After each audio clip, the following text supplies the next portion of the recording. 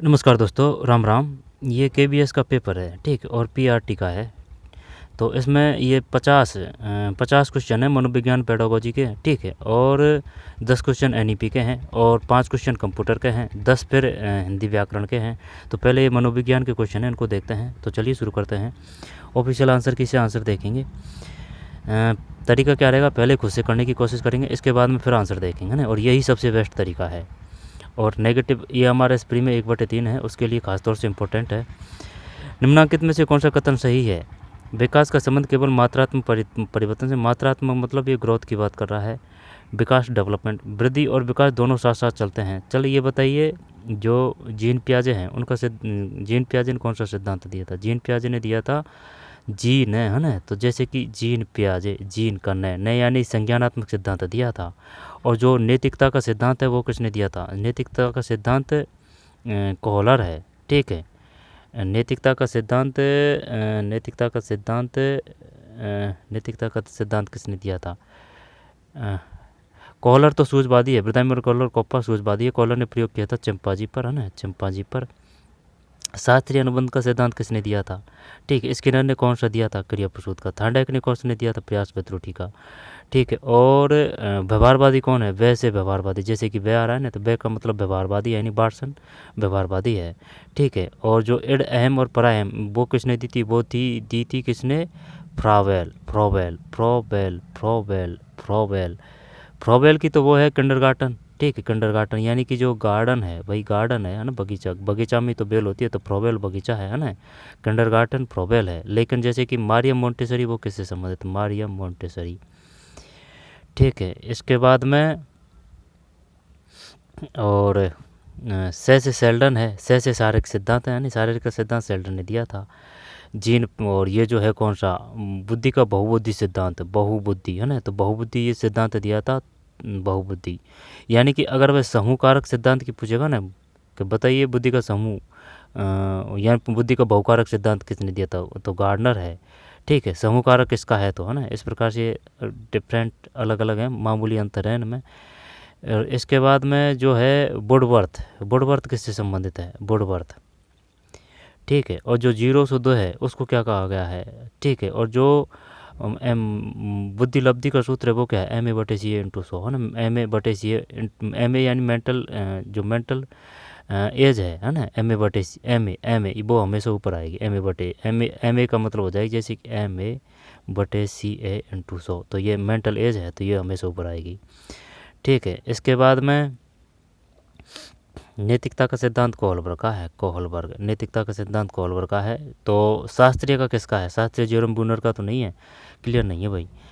और इसके बाद में बुद्धि का तरलता का सिद्धांत, बुद्धि का तरलता का सिद्धांत केटल है, यानी कि चाय की केटली में 16 पीएफ डाल के, है ना, जड़ी बूटी डाल के चाय पी रहे हैं, तो केटल से केटल हो जाएगा, केटली से केटल हो जाएगा। 16 पीएफ वो जड़ी बूटियाँ हैं, ठीक है। 16 पीएफ का मतलब है पीएफ है ना, जड़ी बूटियाँ 16 पीएफ है, ठीक। और विनय का नाम आता है तो वैसे विनय है, और वैसे ही बुद्धि है ना, विनय बुद्धि है, ठीक है। सिमिलरिटी जैसे जिस प्रकार से सूटेबल हो इस प्रकार से कनेक्ट करने की कोशिश करें, वो सही और लंबा टिकेगा, ठीक है। आगे चलते हैं। लेकिन इनमें समस्या ये है, जैसे कि जो EMRS है वो समझ पे ज़्यादा पूछेगा ना। 5 या फिर 6 क्वेश्चन आ सकते हैं इस प्रकार के, है ना, या फिर 7-8 आ सकते हैं। ज़्यादातर जो क्वेश्चन है वो समझ पे ही आधारित आएंगे, ठीक है। निम्नलिखित में कौन सा कथन सही है? विकास का संबंध केवल मात्रात्मक परिवर्तन से है। वृद्धि और विकास दोनों साथ साथ चलते हैं। वृद्धि का तात्पर्य गुणात्मक परिवर्तन से। विकास एक जीवन पर्यंत प्रक्रिया है। निम्न में से कौन सा कथन सही है? विकास का संबंध केवल मात्रात्मक परिवर्तन से है, नहीं। वृद्धि और विकास दोनों साथ साथ चलते हैं, साथ साथ चलते हैं, साथ साथ चलते हैं वृद्धि और विकास। वृद्धि ये जो ग्रोथ है ये हमेशा विकास के साथ साथ नहीं चलती है ना भाई। वृद्धि का तात्पर्य गुणात्मक परिवर्तन से है। विकास एक जीवन पर्यंत प्रक्रिया है, तो सही है। तो ये विकास है, ये जो जीवन पर्यंत प्रक्रिया है ये करते हैं। जो 41 है, 41 में 4 है, ठीक है। विकास एक जीवन प्रक्रिया है, और ये जो जिसकी है ये आंसर शीट है ना उसकी है, यानी कि जो पेपर दी थी ना कोई भी बंदा ने, तो उसका पेपर है ये, ठीक है। उसने ये 4 किया है। शैशवावस्था की अनुमानित आयु क्या है? शैशवावस्था की अनुमानित आयु गर्भाधान से 3 वर्ष। शैशवावस्था की पूछ रहा है तो ये, तो फिर जन्म से 2 वर्ष कर देंगे। देखते हैं इसमें 42 में 1 है, शेष अवस्था की अनुमानित आयु क्या है? शेष अवस्था की 1 मिनट 42 में 2 है ना, तो 42 में 2 है, 42 में 2 है, जन्म से 2 वर्ष, ठीक है। फिर किशोरावस्था कब से कब है, यानी कि एनसीईआरटी के अनुसार 13 से 21 है, ठीक है। और वैसे जीन पियाजे के अनुसार वो 12 से 18 है, 12 से 18 या 19। निम्नांकित को पढ़िए। बालक दैहिक स्थायित्व सीख रहा है, बालक चीज़ों, व्यक्तियों और घटनाओं की ओर ध्यान देना सीख रहा है, बालक अन्य व्यक्तियों की क्रियाओं की नकल कर सकता है। तो उपयुक्त के आधार पर बालक विकास के किस चरण में है?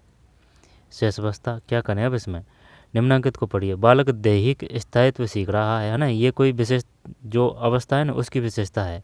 जब इनको पढ़ के आप कोई अवस्था करनी है डिसाइड कि भाई कौन सी अवस्था की विशेषता है ये। बालक दैहिक स्थायित्व सीख रहा है, बालक चीज़ों और व्यक्तियों और घटनाओं की ओर ध्यान देना सीख रहा है, चीज़ों, व्यक्तियों और घटनाओं की। बालक अन्य व्यक्तियों की क्रियाओं की नकल कर सकता है। तो उपयुक्त के आधार पर बालक विकास के किस चरण में है? बालक दैहिक स्थायित्व सीख रहा है, ठीक है, दैहिक स्थायित्व सीख रहा है। इंग्लिश देखिए क्या इसकी। Child is a learning physiological stability. फिर child is a learning to pay attention towards thing a person and events.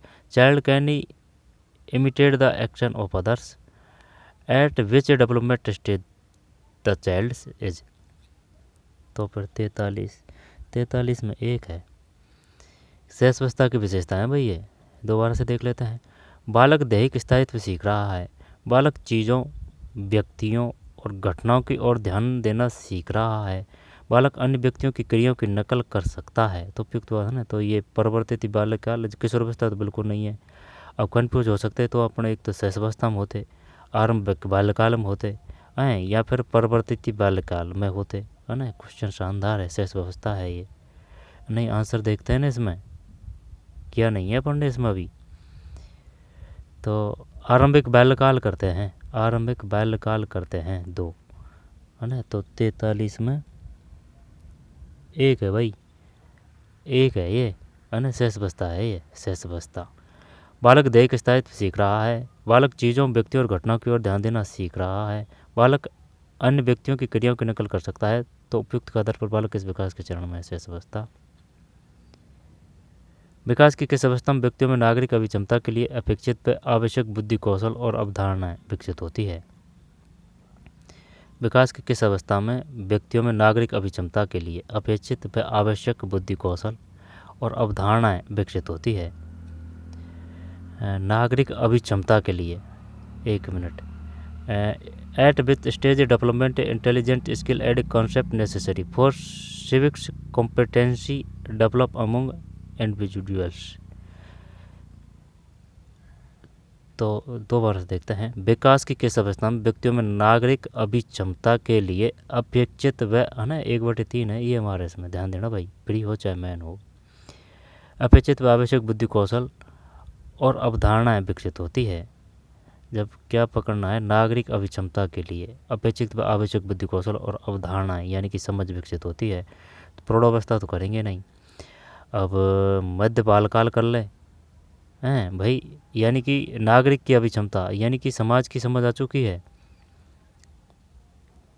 Eight which stage of development intelligence skill and concept necessary for civics competency development among individual.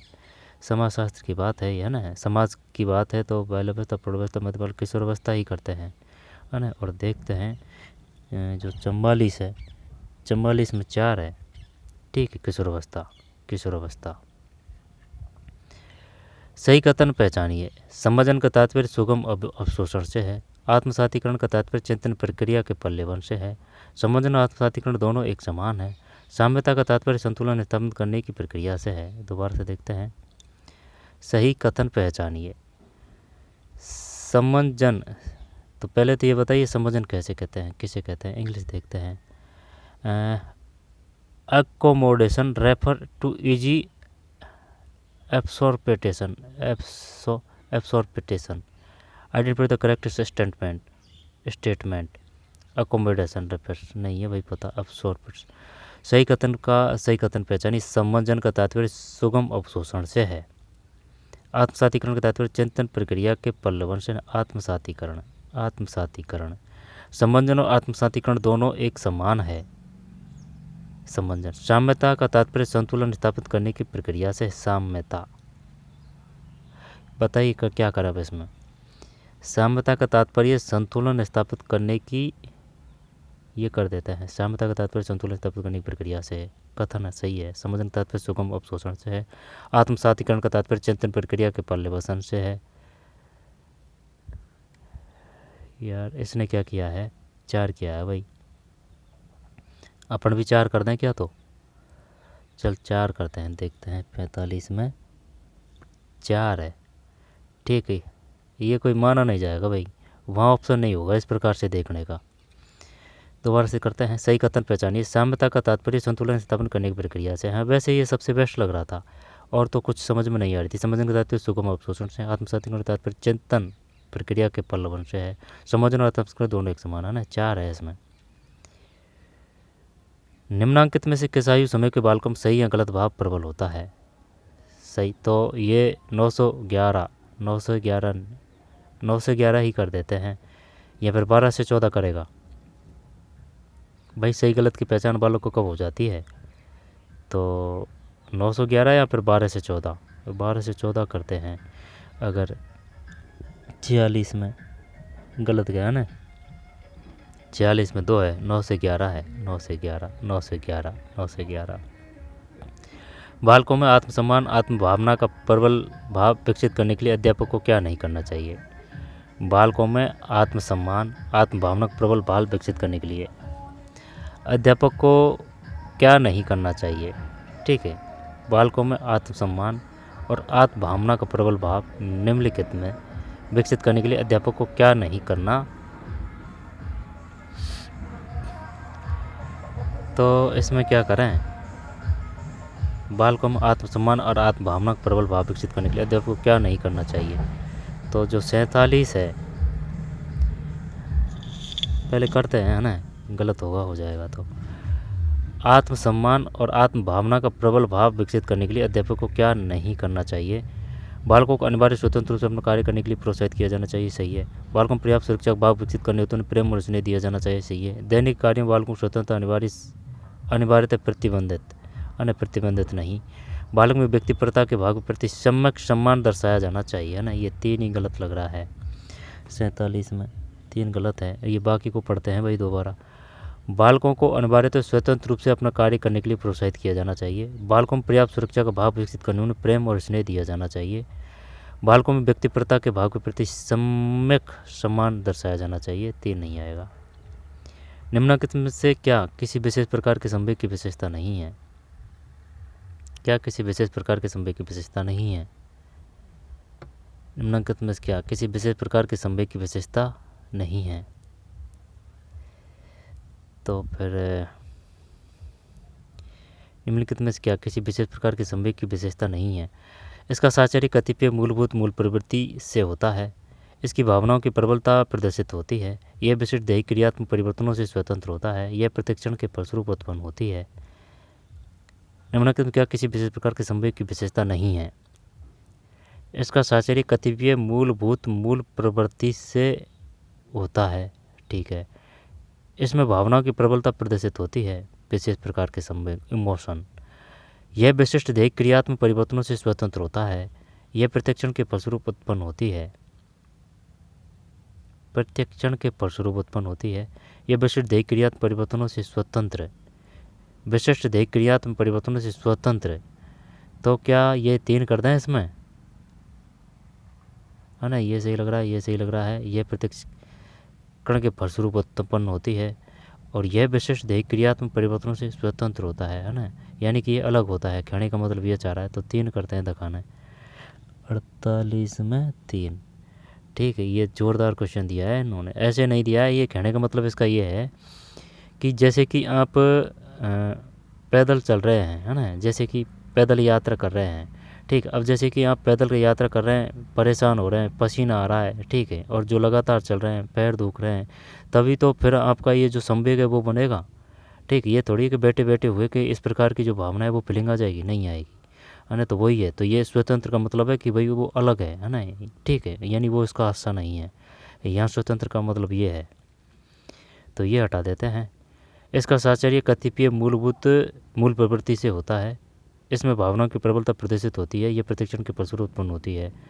English देखते हैं। In it has a associated with some basic intrinsics it accessibility importancy of feelings it is around age relative proportion. तीन नहीं है इसमें। मौन का किसी समकक्षीय समूह का सदस्य है और परिवार के सदस्यों के प्रति उदासीनता की अभिवृत्ति और व्यवहार विकसित हो गया। यह निम्न किसका परिणाम है? मौन किसी समकक्षीय समूह का सदस्य है ना, यानी कि बराबर एज का, समकक्षीय, समान कक्षा, चाहे वो 8वीं का हो या फिर 9वीं कक्षा का हो। परिवार के सदस्यों के प्रति उसमें उदासीनता की अभिवृत्ति और व्यवहार विकसित हो गया। यह निम्नलिखित किसका परिणाम है? तो ये तो गैंग का प्रभाव होगा। फिर परिवार से उपेक्षा, प्राथमिक व सामाजिकरण, द्वितीयक सामाजिकरण। गैंग का प्रभाव सही है कि भाई गैंग इन्फ्लुएंस है, भाई समकक्षीय भी आ रहा है और ये समूह भी आ रहा है, एक ही करते हैं ना। ये जो 49 है ये तो गलत है यार, 4 है इसमें तो। द्वितीयक समाजीकरण। अब ये तो जानते हैं जो प्राथमिक समाजीकरण है ना, वो बोलते हैं जैसे कि समाज को, परिवार को, माँ को, है ना, पिता को, भाई बहन को प्राथमिक समाजीकरण। और जो द्वितीय समाजीकरण जिसमें स्कूल, कॉलेज, विद्यालय है ना, वो आ जाएंगे। तो फिर ये सही है, समूह कक्षीय समूह। लेकिन ये गैंग्स ने आप कंफ्यूज कर दिया भाई, द्वितीय समाजीकरण, ठीक है, द्वितीय समाजीकरण। निम्नांकन में कौन से कथन सही है? जैविक दृष्टि से जीवन जन्म के समय आरंभ होता है। विद्युत जीवन का शुभारंभ गर्भाधान के समय होता है। जैविक दृष्टि से जीवन गर्भाधान के समय आरंभ होता है। विद्युत जीवन का शुभारंभ जन्म के समय से होता है। निम्नलिखित में कौन से कथन सही हैं? जैविक दृष्टि से जीवन जन्म के समय आरंभ होता है। जीवन जन्म के समय आरंभ नहीं, ये बिल्कुल गलत है, अन्य गर्भाधान से ही हो जाता है। विद्युत जीवन का शुभारंभ गर्भाधान के समय होता है, ये सही है। जैविक दृष्टि जीवन गर्भाधान के समय आरंभ होता है, ये भी सही है। विद्युत जीवन का शुभारंभ जन्म के समय होता है, ये नहीं है। तो बी और सी तो किसी में है ही नहीं है। विद्युत जीवन का शुभारंभ गर्भाधान के समय होता है, विद्युत जीवन का शुभारंभ जन्म के समय होता है। जैविक दृष्टि से जीवन गर्भाधान के जैविक दृष्टि से जीवन गर्भाधान के समय आरंभ होता है। बायोलॉजिकल लाइफ है बिकॉज ए कॉम्पिटिशन। जैविक दृष्टि से जीवन गर्भाधान के समय आरंभ होता है, सी कर देते हैं। तो फिर तो अगर सी करेगा तो डी है। विद्युत जीवन का शुभारंभ जन्म के समय से, हाँ, तो फिर डी कर देते हैं, सी और डी कर देते हैं। 3 50 में 3 सही है ना, 50 में 3 सही है। कौन कौन से जैविक दृष्टि जीवन गर्भाधान के समय आरंभ होता है? विद्युत जीवन का शुभारंभ जन्म के समय से होता है। फिर सृजनशीलता के बारे में निम्नलिखित में से क्या गलत है? सृजनात्मक चिंतन समृद्ध चिंतन नहीं हो सकता है। सृजनात्मक क्षमता सार्वभौमिक नहीं होती है। सृजनात्मक अभिव्यक्ति हर्ष और संतोष का स्रोत है। सृजनात्मक योग्यताएं पोषित और प्रलोभित की जा सकती है। सृजनशीलता, सृजनात्मक चिंतन समृद्ध चिंतन नहीं हो सकता। सृजन क्षमता सार्वभौमिक नहीं होती। सृजनात्मक भी हर्ष और संतोष का स्रोत है। सृजनात्मक युक्तता पोषित और प्रलोभित की जा सकती है ना, 4 तो सही लग रहा है। और ये सृजनात्मकता यानी क्रिएटिविटी के बारे में है, तो फिर सार्वभौमिक नहीं होती। Creative thinking can not be close thinking.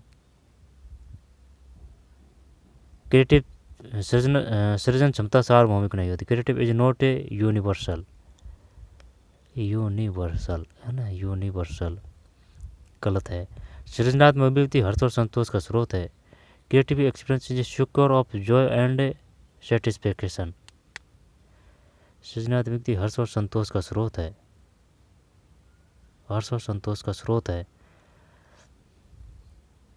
ना, ये तो सही है भाई, हर्ष स्रोत सही है ना, ठीक है। और समृद्ध का मतलब क्या है? समृद्ध है। Creative thinking can not be close thinking. Creative thinking can not be close thinking. सृजनात्मक चिंतन समृद्ध चिंतन नहीं होता।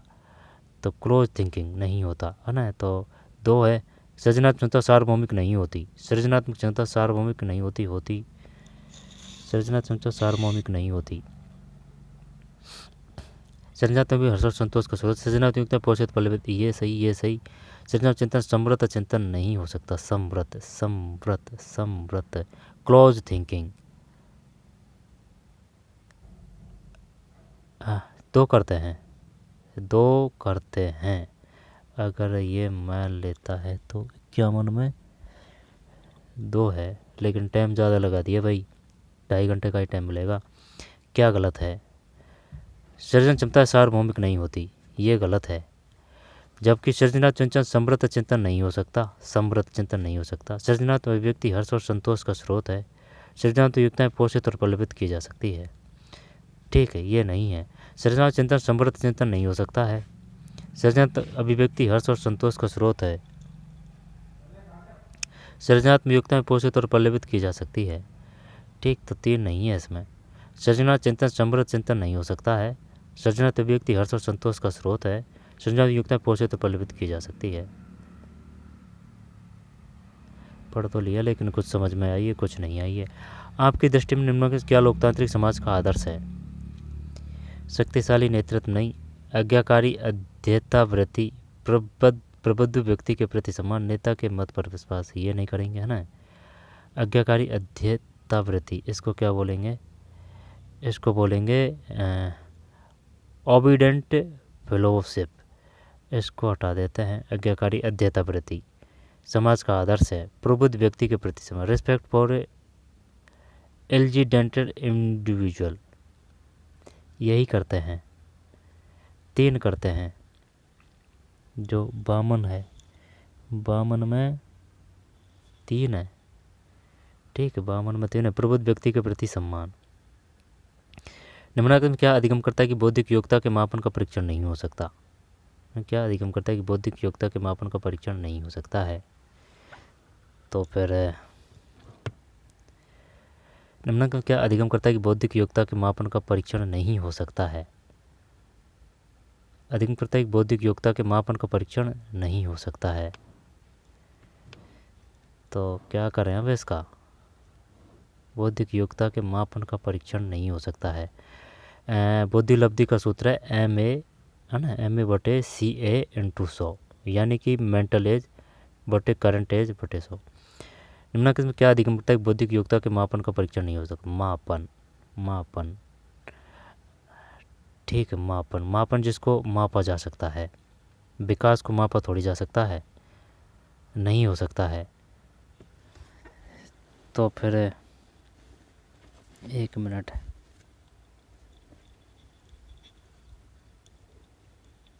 बताइए क्या करें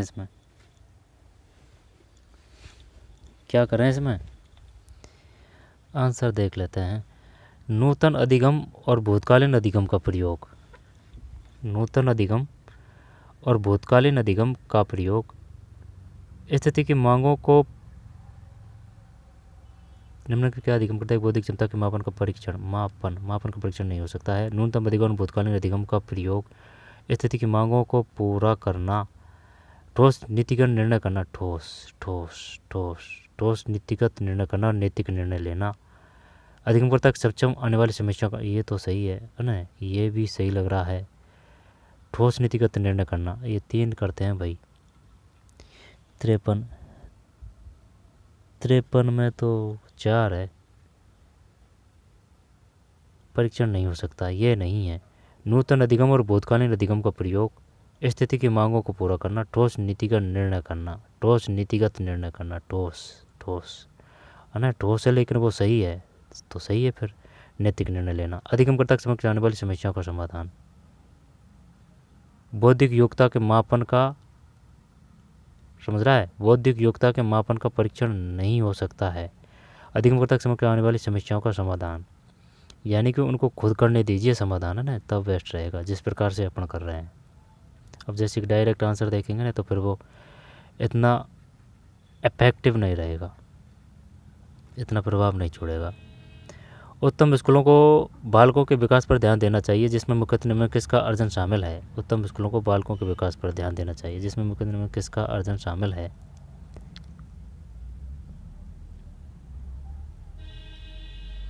उत्तम स्कूलों को बालकों के विकास पर ध्यान देना चाहिए जिसमें मुख्यतः निम्न किसका अर्जन शामिल है। किसका अर्जन उत्तम स्कूल बालकों के विकास पर है ना। जब स्वस्थ व्यक्ति के लिए अपेक्षित कौशल, राष्ट्र के लिए अपेक्षित कौशल, विषयों का ज्ञान, जीवन कौशल। उत्तम स्कूलों को बालकों के विकास पर ध्यान देना चाहिए, ठीक है, जिसमें मुख्यतः निम्नलिखित किसका अर्जन शामिल है। स्वस्थ व्यक्ति के लिए अपेक्षित कौशल, ठीक है, राष्ट्र के लिए अपेक्षित कौशल, विषयों का ज्ञान, जीवन कौशल। तो राष्ट्र कर दें क्या इसमें हैं, राष्ट्र कर दें, चल राष्ट्र ही करते हैं। 54 में गलत है भाई, 4 है इसमें। उत्तम कौशलों को बालकों के विकास पर ध्यान देना चाहिए जिसमें मुख्यतः निम्नलिखित किसका अर्जन शामिल है। जीवन कौशल है भाई, जीवन कौशल है। तो लाइफ स्किल्स, लाइफ स्किल्स। और इस good school told be concrete which development children which mainly includes execution of. अब इसकी है ना, ये जैसे कि इसकी जो परीक्षा लगी थी ना पीआरटी की 21 से लेके शायद 28 तक लगी थी है ना, कुछ ऐसे है ना, 2-2 शिफ्ट में। तो कोई कोई पारी ऐसे नहीं है सबके सब पेपर समान है ना, किसी किसी पारी का नॉर्मल भी था पेपर, शायद वो 26 का नॉर्मल था, 26 का ना, 26 का शायद फर्स्ट या सेकंड शिफ्ट का नॉर्मल था पेपर। अब ये तो बढ़िया बड़ा आ रहा है पेपर, तो अगर पेपर टफ है तो वो कट ऑफ कम जाएगी, पेपर नॉर्मल है तो कट ऑफ ज़्यादा जाएगी। उत्तम स्कूलों बालकों विकास पर ध्यान देना चाहिए जिनमें मुख्य शामिल है। जीवन कौशल है भाई इसमें, लाइफ स्किल। गरिमा नामक छात्रा अन्य व्यक्तियों की नकल करने लगती है और प्रतिवर्ती क्रियाओं से लेकर जानबूझकर किए जाने वाले कृत्य तक क्रियाएं और संचरण को स्मरण रखती है। तो बताएं कि पियाजे के विकास चरण के अनुसार यह वह संज्ञानात्मक विकास के किस चरण में है। अन्य दोबारा से पढ़ते हैं। गरिमा नामक छात्रा अन्य व्यक्तियों की नकल करने लगती है और प्रतिवर्त क्रियाओं से लेकर जानबूझ कर किए जाने वाले कृत्य तक क्रियाएं और संचरण को स्मरण रखती हैं। तो बताएं कि पियाजे के विकास चरण के अनुसार वह संज्ञानात्मक विकास के किस चरण में है। संवेदी, पूर्व संक्रियात्मक, मूर्त संक्रियात्मक, औपचारिक संक्रियात्मक। भाई जो अगर कोई कर रहा है और उसको देख के वो उसकी नकल कर रहा है तो ये तो मूर्त ही होना चाहिए। अब वैसे देखें तो अगर जैसे 0 से 2 जो बच्चे होते हैं वो देखते हैं ना बड़ों को, तो वो इसी प्रकार से कोशिश करते हैं, तो उसको संवेदी प्रेरक बोलते हैं, संवेदी अवस्था बोलते हैं। अब क्या करें इसमें, मूर्त करें या फिर संवेदी प्रेरक करें। मूर्त करते हैं 55 गलत गया भाई, 55 में ये एक ही है ना, संवेदी प्रेरक है, 0 से 2 अवस्था है उसको संवेदी कहा गया है, संवेदी प्रेरक। फिर पारचर्य निर्माण जीवन केंद्रित उपागम के सिद्धांत की उपेक्षा करता है। बताइए क्या करें। पारचर्य निर्माण में जीवन केंद्रित उपागम के सिद्धांत की उपेक्षा करता है,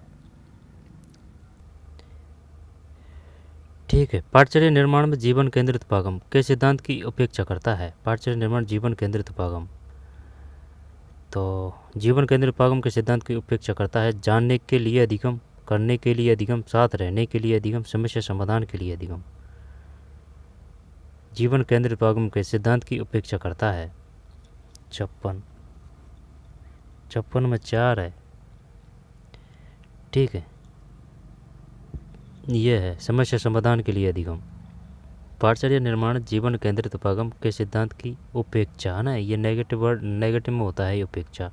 और जो अपेक्षा होता है ना, अपेक्षा का मतलब होता है कि भाई मुझे आपसे इस साल फर्स्ट ग्रेड है ना, या फिर जो 80% से पास होने की आशंका थी या फिर प्रथम स्थान से पास होने की अपेक्षा थी है ना, इस प्रकार से आता है वो अपेक्षा, ठीक, अपेक्षा थी। यानी कि मुझे आपसे यह अपेक्षा नहीं थी। अपेक्षा, उपेक्षा, अपेक्षा, उपेक्षा, उपेक्षा। ठीक, उपेक्षा जैसे कि माता है जो अपने पुत्र की उपेक्षा कर रही है ना। जो टीचर है, जो अल्पसंख्यक छात्र हैं उनकी उपेक्षा कर रहे हैं ना। उपेक्षा, अपेक्षा, अपेक्षा प्लस पॉइंट होता है। पाठचर्या निर्माण जीवन केंद्रित उपागम के सिद्धांत की उपेक्षा करता है। तो क्या करें इसमें? उपेक्षा, उपेक्षा करता है। जानने के लिए अधिगम, आंसर देखते हैं। 56 में 4 है। ठीक, 56 में 4 है। तो समस्या समाधान के लिए अधिगम। पाठचर्या निर्माण में जीवन केंद्रित उपागम के सिद्धांत की उपेक्षा करता है, समस्या समाधान के लिए अधिगम। फिर निम्नलिखित में क्या अधिगम के लिए आकलन का एक उदाहरण है? निम्नलिखित में क्या अधिगम के लिए आकलन का एक उदाहरण है? गृह कार्य का आकलन, उपेक्षात्मक अभिलेख, छात्रवृत्ति परीक्षा, वार्षिक परीक्षा। निम्न में से क्या अधिगम के लिए आकलन का एक उदाहरण है? यार ये काफ़ी बार आ चुके हैं इस प्रकार के कोई अधिगम के लिए आकलन, अधिगम का आकलन। ठीक है, तो इस प्रकार से चक्कर पड़ता है इसमें। अधिगम के लिए है ना, तो अधिगम के लिए आकलन का एक उदाहरण है। तो अधिगम के लिए आकलन, तो गृह कार्य का आकलन, उपाख्यान उपाख्यानात्मक अभिलेख, छात्रवृत्ति परीक्षा, वार्षिक वार्षिक वार्षिक परीक्षा। वार्षिक तो लग जाएगी, तो फिर अधिगम के लिए आकलन का रहेगा क्या? गृह कार्य करते हैं, तो फिर ये जो है 57 में तो सही है गृह कार्य का आकलन। अधिगम का न्यूनतम स्तर के नज़रिए से लाया गया था। अधिगम का न्यूनतम स्तर के नज़रिए से लाया गया था। अध्यापक प्रशिक्षण में सुधार लाने, अध्यापक गुणवत्ता में सुधार करने, कक्षा वातावरण में सुधार करने, विद्यालय में अवसंरचनात्मक सुविधाओं में सुधार करने।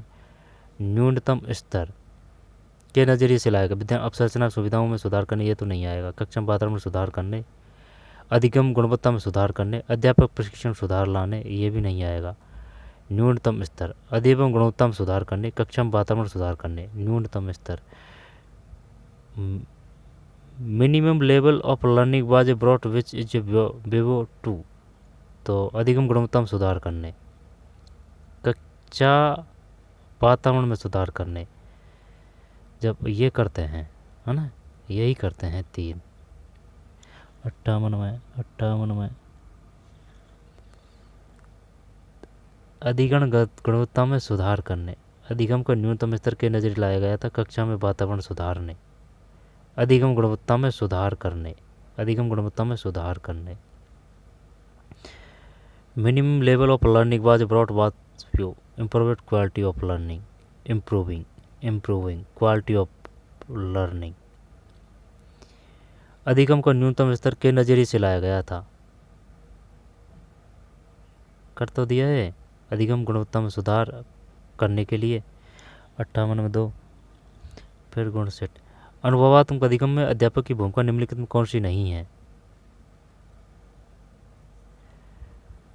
अनुभवात्मक अधिगम में अध्यापक की भूमिका निम्न में कौन सी नहीं है? अध्यापक की भूमिका निम्नलिखित में कौन सी नहीं है? तो फिर सकारात्मक गैर प्रधानता तरीके से अधिगम अनुभव तक पहुंचना। अनुभवात्मक अधिगम में, ठीक है ना, इसको क्या बोलेंगे? इसको बोलेंगे which one of the following is not a role a teacher a experimental learning. तो फिर अनुभवात्मक अधिगम अध्यापक की भूमिका निम्न कौन सी नहीं है? सकारात्मक गैर प्रधानता तरीके से अधिगम अनुभव तक पहुंचना। गैर प्रधानता कौन सी नहीं है? विद्यार्थियों को उस अनुभव की पहचान करने में सहायता करना जिसके प्रति वे व्यक्तिगत रूप से प्रतिबद्ध है। विद्यार्थियों को स्वयं प्रासंगिक और अर्थपूर्ण संसाधन ढूंढने के लिए कहना। शिक्षण के शिक्षक और प्रोत्साहन देने वाले पहलुओं के बीच एक संतुलन की भावना का पता लगाना। यही है, ये गैर हट जाएगा ना, प्रधानता तरीके से अधिगम अनुभव तक पहुँचना है। देखते हैं 59 में 3 है,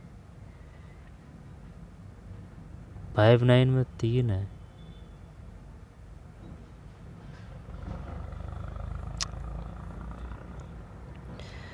यह है भाई, गलत गया। अनुभवात्मक अधिगम अध्यापक की भूमिका निम्न कौन सी नहीं है? सकारात्मक गैर प्रधानता तरीके से अधिगम अनुभव तक पहुंचना। सकारात्मक गैर प्रधानता तरीके से अधिगम अनुभव तक पहुंचना। विद्यार्थियों को उस अनुभव की पहचान करने में सहायता करना जिसके प्रति वे व्यक्तिगत रूप से प्रतिबद्ध है। शिक्षण के शैक्षणिक और प्रोत्साहन देने वाले पहलुओं के बीच एक संतुलन की भावना पता लगाना, है ना, ये सही है।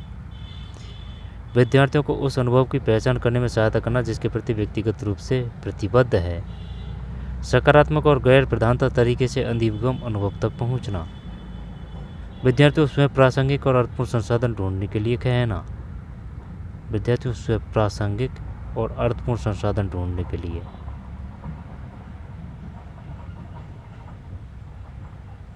प्रासंगिक अर्थपूर्ण संसाधन ढूंढने के लिए कहना।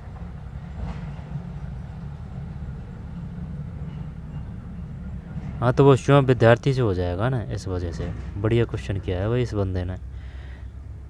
5-9 में 3 है। एक प्रभावी अध्यापक अपनी कक्षा को अच्छी तरह संभालता है, अपने विषय को भलीभांति जानता है, विद्यार्थियों को स्वयं सीखने में सहायता करता है, अपने विद्यार्थियों का ध्यान रखता है। एक प्रभावी अध्यापक। अब क्या करें अब इसमें, अभी होने को तो ये सब सही है इसमें। अपनी कक्षा को अच्छी तरह संभालता है, अपने विषय को भलीभांति जानता है, तो टीचर के लिए तो नॉलेज ज़रूरी है। विद्यार्थियों को सीखने में सहायता करता है, अपने विद्यार्थियों को ध्यान। चल 2 करते हैं। 60 में गलत है, 60 में 3 है। विद्यार्थियों को स्वयं सीखने में सहायता करता है। जब ये ऐसे नहीं किया ना, अब जैसे कि ये स्वयं की बात कर रहा है, ठीक है। अब यहाँ जो क्वेश्चन आया ना, इसमें देख, विद्यार्थी को स्वयं प्रासंगिक और अर्थपूर्ण संसाधन ढूंढने के लिए कहना, और ये क्या है, सही नहीं है।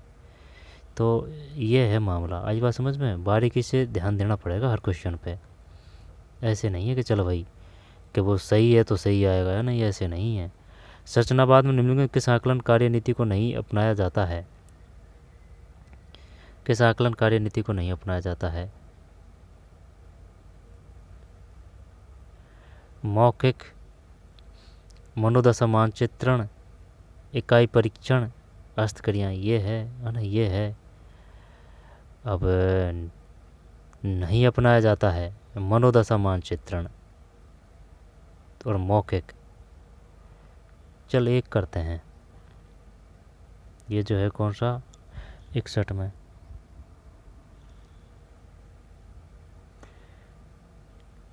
ये मारेगा भाई, है ना, गलत ही गलत जा रहे हैं। संरचनावाद में निम्नलिखित किस आकलन कार्यनीति को नहीं अपनाया जाता है? और ये 3 है इसमें, इस बंदे का सही है। इकाई परीक्षण यानी कि यूनिट टेस्ट है। अब बात आ रही है किसकी, which one the following is a not a assessment strategy is employed in constructivism. संरचनावाद में निम्नलिखित किस आकलन कार्यनीति को नहीं अपनाया जाता है?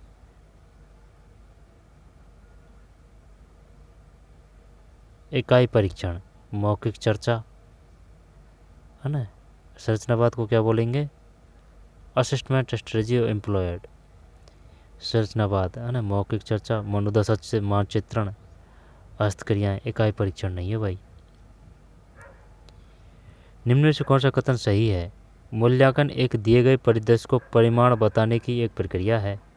परिमाण, मूल्यांकन एक प्रक्रिया है जिसके द्वारा एक ज्ञात उद्देश्य के सापेक्ष जानकारी प्राप्त की जाती है। मूल्यांकन मात्रात्मक गुणात्मक दोनों जानकारियों पर विचार करके किसी परिदृश्य पर मूल्यांकन निर्णय लेने की प्रक्रिया है। मूल्यांकन कतिपय परीक्षणों को ग्रेड देने की एक प्रक्रिया है। भाई ये करते हैं अपन तो, है ना। अब कुछ होगा इसमें, होगा जी। 62 में 3 सही है भाई।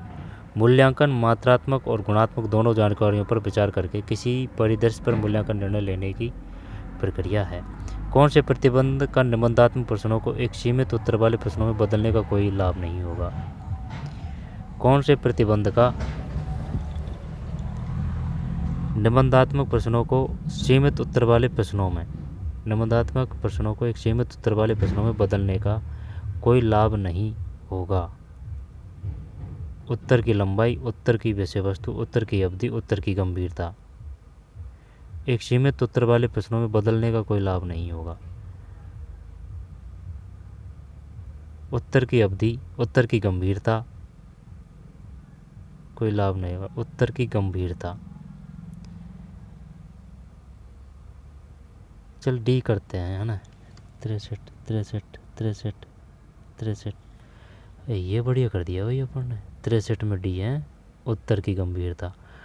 कौन से प्रतिबंध का निबंधात्मक प्रश्नों को एक सीमित उत्तर वाले प्रश्नों में बदलने का कोई लाभ नहीं होगा?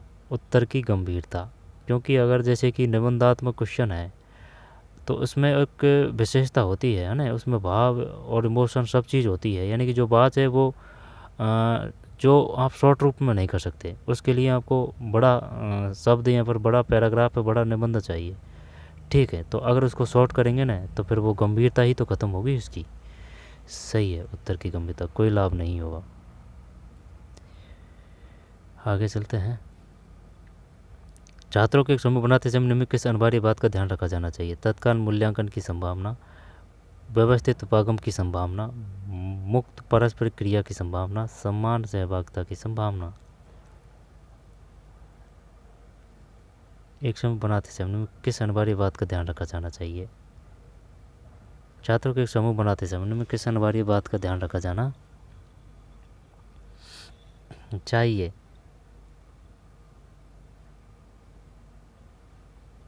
Possibility of immediately evaluation, possibility systematic approach, possibility of free interaction, possibility of equal participation। समान सहभागिता की संभावना समूह बनाते समय, मुक्त परस्पर क्रिया की संभावना, व्यवस्थित उपागम की संभावना, तत्काल मूल्यांकन की संभावना। समान सहभागिता जरूर होनी चाहिए भाई, जैसे कि 50 छात्र है तो 50 में सब बच्चों का नंबर आना चाहिए। 64 में 3 है, ये भी बह गया भाई, है ना, इसने विचार किया है। 64 में 3। मुक्त परस्पर क्रिया की संभावना, किस अनिवार्य बात का ध्यान रख जाना चाहिए? मुक्त परस्पर क्रिया की संभावना, मुक्त परस्पर क्रिया की संभावना। पॉसिबिलिटी ऑफ फ्री इंटरेक्शन, इकाई योजना में कौन सी जानकारी शामिल नहीं होती है? इकाई योजना में कौन सी जानकारी शामिल नहीं होती है?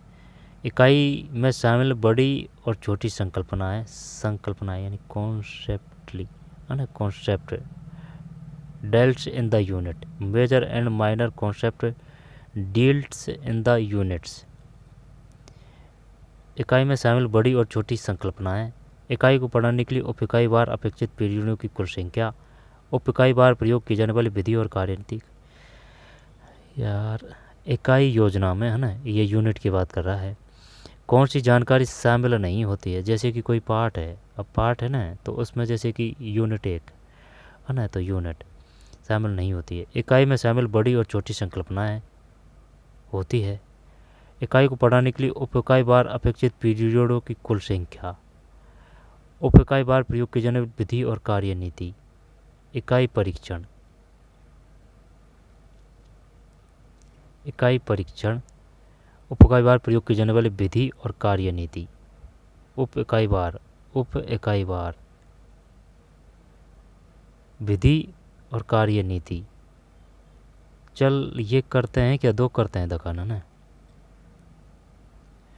देखते हैं 2 करते हैं। जो 65 है उसमें 4 है, 65 में 4 है। जानकारी शामिल नहीं होती है, इकाई परीक्षण। इकाई में शामिल बड़ी और छोटी संकल्पनाएं, इकाई को पढ़ाने के लिए उप इकाई बार अपेक्षित पीरियडों की कुल संख्या, उप इकाई बार प्रयोग की जाने वाली विधि और कार्यनीति। फिर एक सक्रिय छात्र की मूल विशेषता निम्नलिखित में क्या नहीं होती है? क्या नहीं होती है? एक सक्रिय छात्र की मूल विशेषता निम्नलिखित क्या नहीं होती है? अन्वेषी प्रश्न पूछना, बोलने से पहले अपने दिमाग में विचार और प्रश्न पैदा करना, सक्रिय क्रियाओं में सक्रिय रूप से भाग लेना, बार बार स्वेच्छा से योगदान देने के लिए कहना।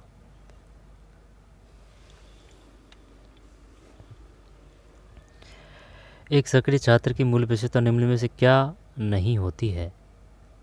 एक सक्रिय छात्र की मूल विशेषता निम्न में से क्या नहीं होती है? अन्वेषी प्रश्न पूछना, ये तो है। बोलने से पहले अपने दिमाग में विचार और प्रश्न पैदा करना, ये भी है। सभी क्रिया में सक्रिय रूप से भाग लेना ये भी है। बार बार स्वेच्छा से योगदान देने के लिए कहना, बार बार स्वेच्छा से योगदान देने के लिए कहना, ये करते हैं 4। 66 66 66 66 में 2 है, 66 में 2 है भाई। एक सक्रिय छात्र की मूल विशेषता है ना, सक्रिय। सक्रिय यहाँ मतलब क्या है सक्रिय का? विच one of the not a basic quality of active student. Active student तो क्या नहीं होती? बोलने से पहले अपने दिमाग में विचार और प्रश्न पैदा करना। तो भाई तो वो दिमाग में तो चलेगा, दिमाग में चलेगा तभी तो वो फिजिकल रूप में आएगा। जैसे कि वो जाने की सोच रहा है तो सोचेगा तभी तो वो जाएगा। एक सक्रिय छात्र की मूल विशेषता निम्न क्या नहीं है? ये 2 है भाई, है दिमाग वाली बात नहीं चलेगी। कहने का मतलब ये है, पूछना है, सभी क्रिया में सक्रिय रूप से भाग लेना है, बार बार शिक्षा से योगदान देने के लिए कहना है, ठीक है, एक्टिव रहना है, दिमाग वाली बात नहीं है इसमें। तो 66 में 66 में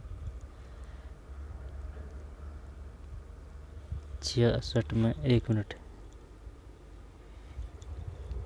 66 में 2 है ना, ठीक, 66 में 2। फिर एक अध्यापक खराब, संतोषजनक, औसत, बहुत अच्छा, उत्कृष्ट जैसे गुणात्मक शब्दों में विद्यार्थियों के कार्य निष्पादन का विश्लेषण कर रहा है। वह किस उपकरण का प्रयोग कर रहा है? जांच सूची, रेटिंग स्केल, नहीं, ये पोर्टफोलियो करते हैं ना, पोर्टफोलियो।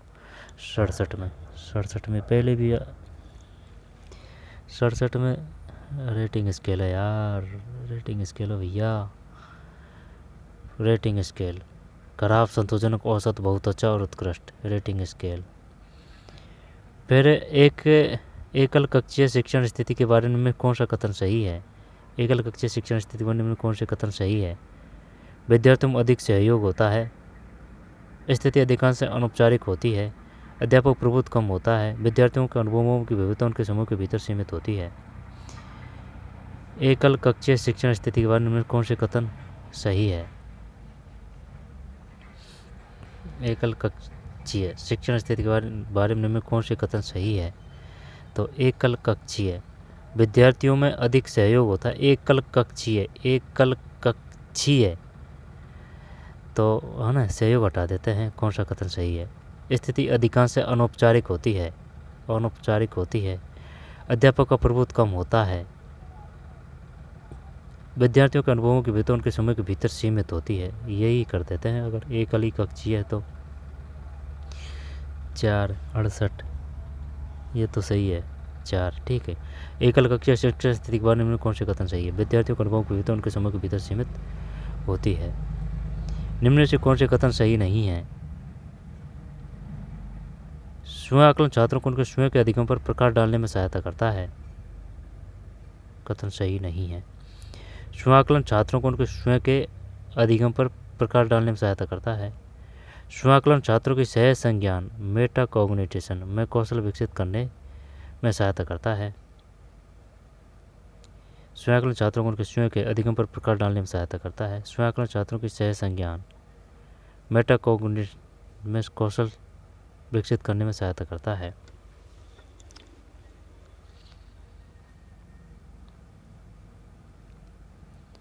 स्वयं आकलन छात्रों को पारस्परिक क्रिया के माध्यम से अपने अधिगम को सुदृढ़ बनाने में सहायता करता है। स्वयं आकलन छात्रों को आत्मनिर्भर बनने में, स्वयं आकलन आत्मनिर्भर, नहीं ये गलत है। 69 में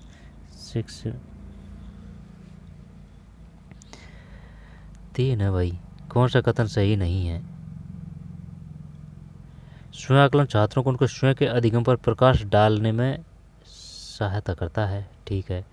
स्वयं आकलन छात्रों की सह संज्ञान, मेटाकॉग्निशन में कौशल विकसित करने में सहायता करता है। स्वयं आकलन छात्रों की पारस्परिक क्रिया के माध्यम से अपने अधिगम को सुदृढ़ बनाने में सहायता करता है। स्वयं आकलन छात्रों की पारस्परिक क्रिया के माध्यम से, कथन सही है। स्वयं आकलन छात्रों की है ना, छात्रों की पारस्परिक क्रिया के माध्यम से अपने अधिगम को, बात स्वयं आकलन की आ रही है तो पारस्परिक क्रिया, ये गलत है ना। पारस्परिक क्रिया के माध्यम से अधिगम सुदृढ़ बनाने में सहायता करता है। चौथा तो सही है, सेल्फ असिस्टमेंट की बात आ रही है, तो फिर पारस्परिक क्रिया नहीं आएगी, है ना। 3 है इसमें, बंदे का सही है। यदि कोई विद्यार्थी आपकी कक्षा में अनोखी पोशाक पहनकर आता है तो आप क्या करेंगे? आप उसे ऐसी पोशाक के स्थान पर स्कूल की यूनिफॉर्म पहनकर आने की सलाह देंगे, उस पर ध्यान, उसका मजाक, परिक्रम। 3 ही करेंगे इसमें, तो ये तो सही जाना चाहिए भाई 70 में, ये सही है 3। समावेशी शिक्षा का अर्थ है अल्पसंख्यकों की दिव्यांगजन विद्यार्थी। चलिए यही करते हैं, दिव्यांगजन विद्यार्थी 71 में, 3 सही है, दिव्यांगजन विद्यार्थी। मानसिक स्वास्थ्य क्या है? संज्ञानात्मक, व्यवहारात्मक, संवेगात्मक रूप से स्वस्थ हुई। संज्ञानात्मक, व्यवहारगत है ना, संज्ञानात्मक, व्यवहारगत और संवेगात्मक रूप से स्वस्थ होना। संज्ञानात्मक, ये जरूरी नहीं है कि भाई आप संज्ञानात्मक व्यवहारगत में हो, संज्ञानात्मक संवेगात्मक स्वास्थ्य होना जरूरी है। 72 में तो 2 ही होना चाहिए, 72 में 2। निम्नलिखित में कौन सा मानसिक रोग से संबंधित है? तो फिर मानसिक रोग से संबंधित है संज्ञानात्मक और व्यवहारगत थेरेपी। ज्ञान की तो ज्ञान ही करेंगे फिर तो, है ना, यही। कीमोथेरेपी क्या होती है भाई? कीमो। चल यही देखते हैं, 4 ही बेस्ट लग रहा है 73 में, 4 सही है। संज्ञानात्मक व्यवहारगत थेरेपी। अधिगम के संबंध में सामुदायिक केंद्रों का क्या लाभ है? सामाजिकरण ही है, सामाजिकरण ही है। 74। अब तो नॉर्मल आ रहे हैं क्वेश्चन, तगड़े बड़े क्वेश्चन तो निकल गए भाई। डिसकैलकुलिया तो कैलकुलिया, कैलकुलेटर, गणित आ रही है। ग्राफ का मतलब वो लिखने से है, डिसलेक्सिया वो बोलने से है, पढ़ने से फिर क्या करेंगे फिर। और मांसपेशियों से संबंधित है वो प्रेक्सिया आ जाएगा, डिस्प्रेक्सिया। और से आएगा ना वो बोलने से संबंधित, डिसलेक्सिया, जैसे कि अलेक्सा गाना बजा, डिसलेक्सिया, अलेक्सा है ना, डिसलेक्सिया। तो अवधारणाओं को सीखने में संख्याओं की आ गई ना इसमें, असमर्थ रहना। 75 में 3 है। फिर मानसिक स्वास्थ्य के संदर्भ में माइक्रो है ना, माइक्रो आ जाएगा तो ये छोटा रूप है दिमाग का, छोटे आकार का सिर, और मेगा वो बड़ा आ जाएगा फिर। तो 76 में 2 है, नॉर्मल आ रहे हैं। अब बालकों के मानसिक स्वास्थ्य संबंधी मुद्दों के समाधान के लिए शिक्षा मंत्रालय भारत सरकार द्वारा कौन सा कार्यक्रम शुरू किया गया है? ये पहले भी आ चुका है, मनोदर्पण है। फिर विद्यार्थी में पेशेवर स्वास्थ्य परामर्शदाता में क्या गुण होने चाहिए? पेशेवर स्वास्थ्य, ये परानुभूति होनी चाहिए, पहले भी आ चुका है, परानुभूति। फिर स्वलीनता नामक विकार किसका एक है? ऑटिज्म का है ये, है ना। तो ये बौद्धिक अशक्तता करेंगे इसमें, ये जो है 79 में 2 है, ठीक, बौद्धिक अशक्तता। फिर विद्यालय में शैक्षिक परामर्श और मार्ग निर्देशन का क्या लाभ है? विद्यालय में शैक्षिक परामर्श और मार्ग निर्देशन का क्या लाभ है? व्यवसाय को दिशा दिखाता है, शैक्षिक उत्कृष्टता की ओर ले जाता है, यह अच्छा निर्णय लेने के लिए विश्वास में वृद्धि करता है। विद्यालय में शैक्षिक परामर्श और मार्ग निर्देशन का क्या लाभ है? शैक्षिक परामर्श और मार्ग निर्देशन का क्या लाभ है? शैक्षिक परामर्श और मार्ग निर्देशन का क्या लाभ है विद्यालयों में? यह अच्छे निर्णय लेने के लिए विश्वास में वृद्धि, शैक्षिक उत्कृष्टता की ओर, व्यवसाय की ओर, ये 3 ही करते हैं, है ना। जो 2 किया है भाई इसमें, शैक्षिक उत्कृष्टता की ओर, शैक्षिक परामर्श और मार्ग निर्देशन, अनापण 3 करते हैं। 80 में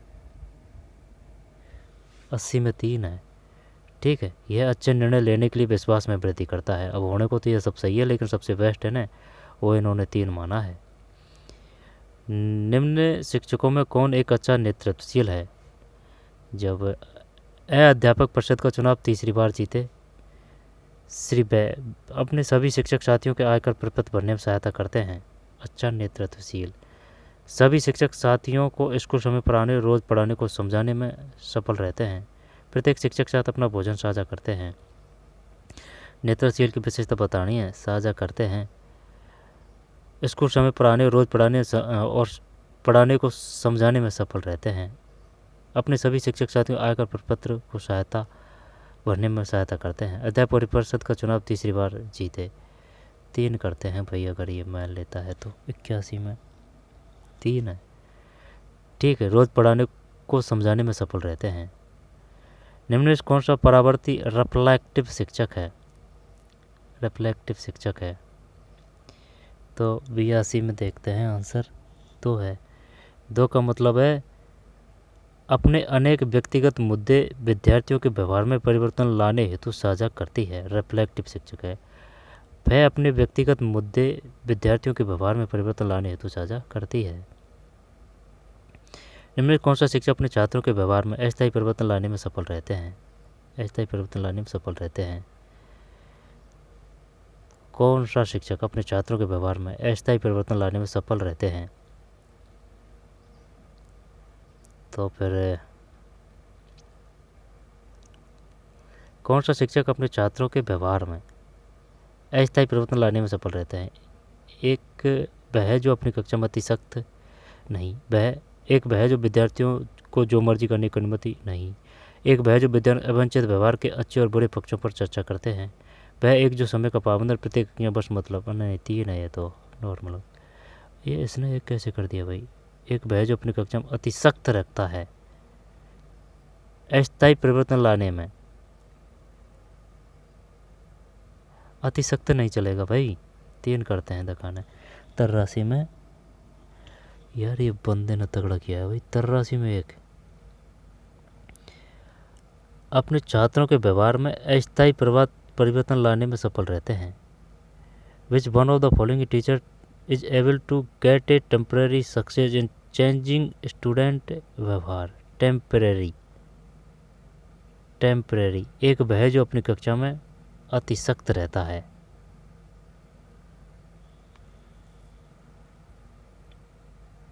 अति सख्त रहता है अच्छे बुरे, ये है भाई, गलत गया। विद्यार्थियों के त्रुटिपूर्ण व्यवहार को किस तरह बदला जा सकता है? उनकी गतिविधियों पर सतत पैनी निगाह रख करके, उन्हें सतत रूप से स्कूल के, है ना, क्या कह रहा है, त्रुटिपूर्ण व्यवहार को उन्हें सतत रूप से स्कूल के कड़े नियमों के प्रति सचेत रख करके, उन्हें सतत रूप से नैतिक मूल्यों पर पुस्तकें पढ़वा करके, उनके साथ सतत रूप से एक एक करके खुली चर्चा करके, उनकी गतिविधियों पर सतत पैनी निगाह रख करके त्रुटिपूर्ण व्यवहार को किस तरह कड़े नियमों के प्रति सचेत रख करके, उन्हें सतत रूप से नैतिक मूल्यों पर पुस्तकें पढ़वा करके, ये करते हैं भैया ना, एक करते हैं। ये जो 84 है उसमें हद है यार, उनके साथ सतत रूप से एक एक कर खुली चर्चा करके। अब ये खुली चर्चा की बात कर रहा है यहाँ, ठीक है भाई, खुली चर्चा है, कोई बात नहीं, मान ली आपकी बात, खुली चर्चा है, लेकिन ये कैसे हो सकता है? तो फिर एक वह जो अपनी कक्षा में अति सख्त रहता है, ये कैसे मान लिया इन्होंने अस्थायी परिवर्तन लाने में? ठीक है, व्यवहार में अस्थायी परिवर्तन लाने में। और ये कह रहा है त्रुटिपूर्ण व्यवहार को किस तरह बदला जा सकता है? उनके साथ सतत रूप से एक एक खुली चर्चा करके। और इसमें अपन ने क्या किया था? इसमें अपन ने किया था एक वह जो समय का पाबंद, ये अच्छे और बुरे पक्षों पर चर्चा करते हैं। कोई बात नहीं, अब आंसर की में है तो है, अब क्या ही किया जाए। 84 में 4 ही है, ठीक है। 4 प्राथमिक स्कूल के अध्यापकों ने अपने लक्ष्य नीचे लिखे रूप में निर्धारित किए, आप किसे सर्वाधिक पसंद करेंगे? 4 प्राथमिक स्कूल के अध्यापकों ने अपने लक्ष्य नीचे लिखे रूप में निर्धारित किए, आप किसे सर्वाधिक पसंद करेंगे?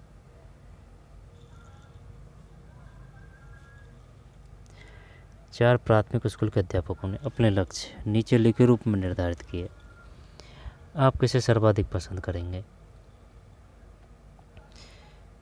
मूल्य पढ़ाने से पहले 100% उपस्थिति सुनिश्चित करते हैं, है ना। 100% उपस्थिति ये तो नहीं। श्री मुरुगन पढ़ाने से पूर्व सुनिश्चित करते हैं कि सभी विद्यार्थी भली भांति आराम से बैठे हैं। श्रीमती दुआ सुनिश्चित करती है कि सभी विद्यार्थी कक्षा में स्कूल ठीक पोशाक पहन कर आए हैं। श्रीमती मोहंती सुनिश्चित करती है कि सभी विद्यार्थी अपनी पाठ्य पुस्तकें लाए हैं। भाई ये जो आप किसे सर्वाधिक पसंद करेंगे? अब पाठ्य पुस्तक तो होना ही ज़रूरी है, ठीक है, लेकिन अगर पाठ्य पुस्तक नहीं है, जैसे कोई बच्चा को परेशानी है, तो फिर ये होना चाहिए कि भाई पाठ्य पुस्तक तो कोई बात नहीं, लेकिन आप आराम से तो बैठे हैं। लेकिन भाई स्कूल में जाने तो पाठ्य पुस्तक ही लेके जाते हैं, तो फिर क्या ही करें अब इसमें, भली बात ही आराम से बैठे हैं। पहले ये है ना, 2 करते हैं। 85 में 2 है ना।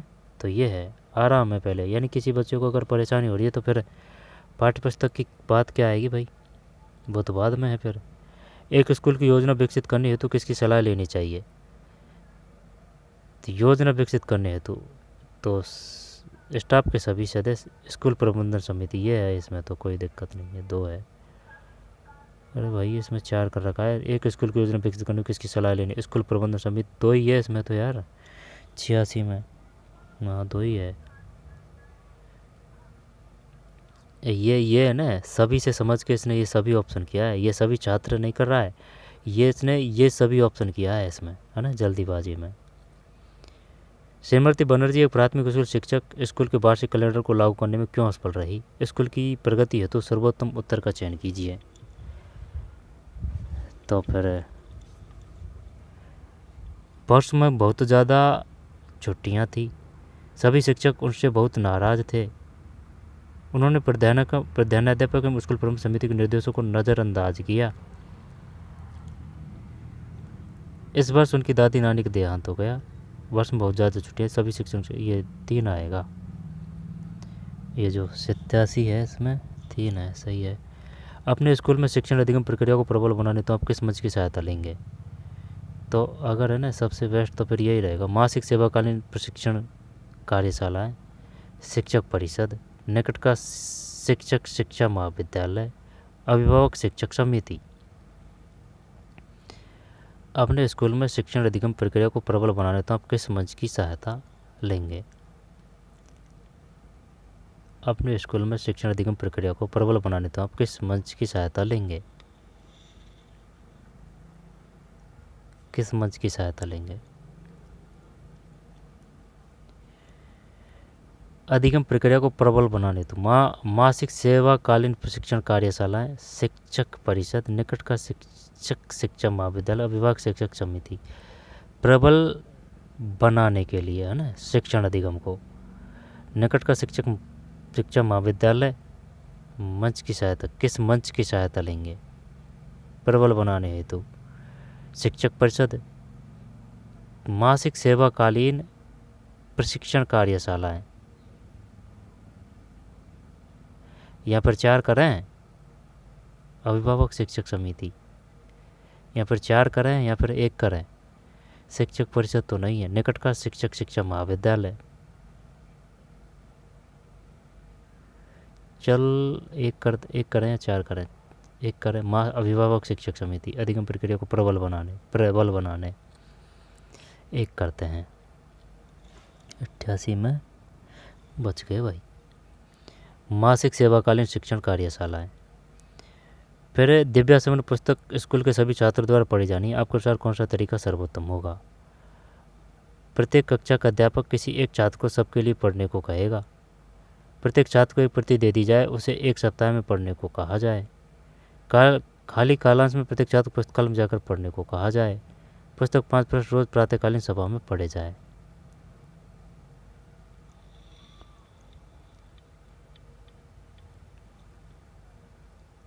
प्रत्येक छात्र को एक प्रति दे दी जाए, उसे 1 सप्ताह में पढ़ने को कहा जाए।